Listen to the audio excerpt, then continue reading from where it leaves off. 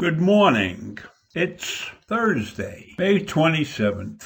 This year, voting in the New York City mayoral primary election will be much different than in years past, because the citizens of New York City will find themselves filling out a different type of ballot. This ballot is called the ranked choice voting ballot.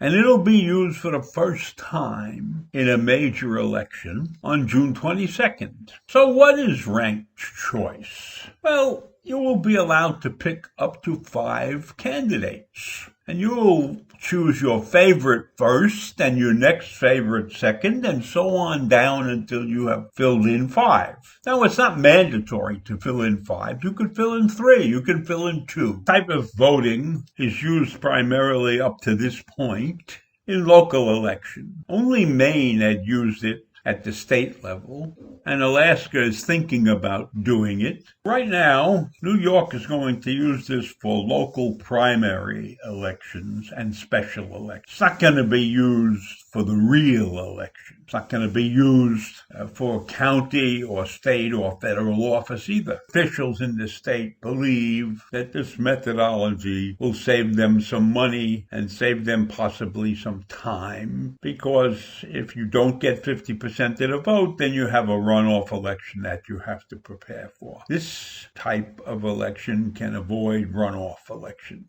And this is how the counting will work.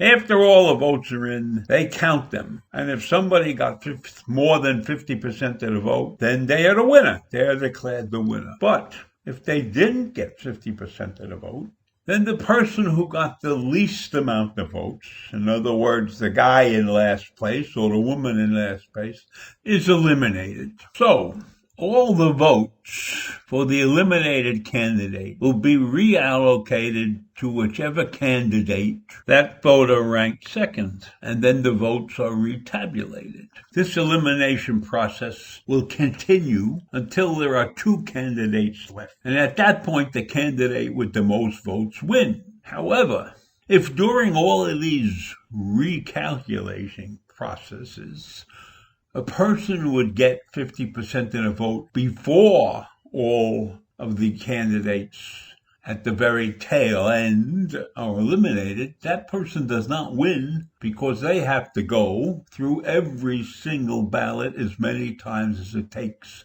to get down to just 2. And once they're down to 2, then you have a winner.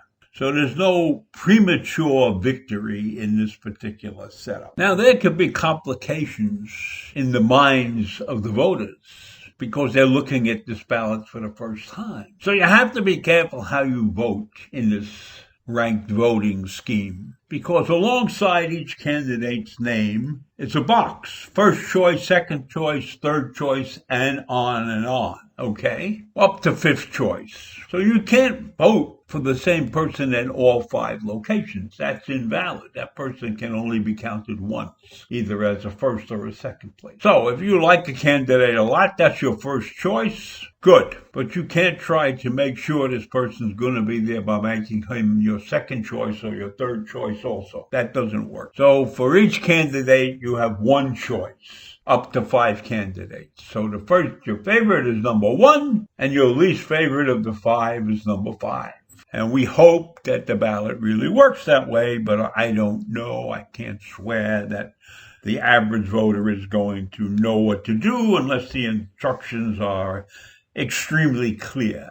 So if you're voting in person, as it turns out, you will be sitting there, and when the computer tries to count your ballot, it'll tell you that you made a mistake. And if you have really made a mistake, then you will get a new ballot and you will start all over again. So I don't know how long it's going to take for this primary election to be done quickly, because I am sure that there will be many people making mistakes. I'm not against this form of electing, and this is the first go-round, so it should be very interesting. The results should be very interesting. And if it turns out that it works really, really well, then they might use this system in elections for real, which would be something that I could live with. While when you're electing in person, the machine will tell you right then and there. But what if you send in a mail-in ballot? I don't know that when that ballot is attempted to be counted, whether they're going to call you up or mail you or email you or something and tell you made a mistake and that your ballot has been disqualified. That would be a terrible thing. But if you recognize that fact beforehand, then you can call up and say, geez, I just sent in a ballot and I made a mistake on the ballot and I'm so and so and so and so and so and so. Could you change it for me or send me another ballot? Yes, they'll give you a replacement, okay? So I think for the first time around, it's good they're testing this thing out in a primary, although this is a major primary. Now just think about the New York City primary. Right now, if I'm correct, there's somewhere between 12 and 16 candidates running. So you're going to have a ballot with 16 names on it, and you got to pick 5. That could take them weeks to count and get everything straightened out. And I think the Board of Elections is worried about that. They're not sure how long they're going to need to correctly get a winner in this primary election. This is a very interesting way of electing people because somebody could be in first place in the first or second round, but then they get overtaken by the distributions of the other voters. Because you could be first on a lot of ballots, but you could be third on a bunch of ballots and fourth on a bunch of ballots. So when they start reallocating, there's somebody else that if a lot of people like somebody as the second choice or the third choice, in the reallocation process, those people could jump ahead of somebody who actually had more first-place votes.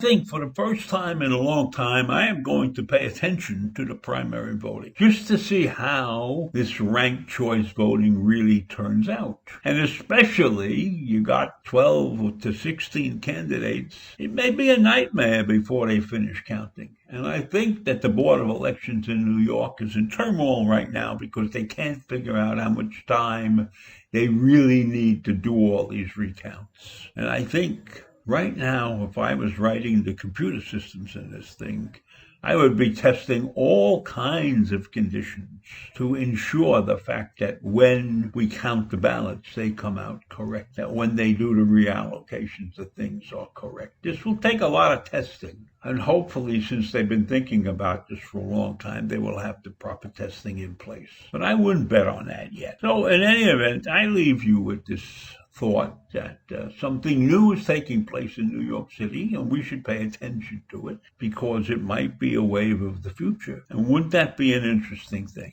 So goodbye for now, and I'll see you in the morning.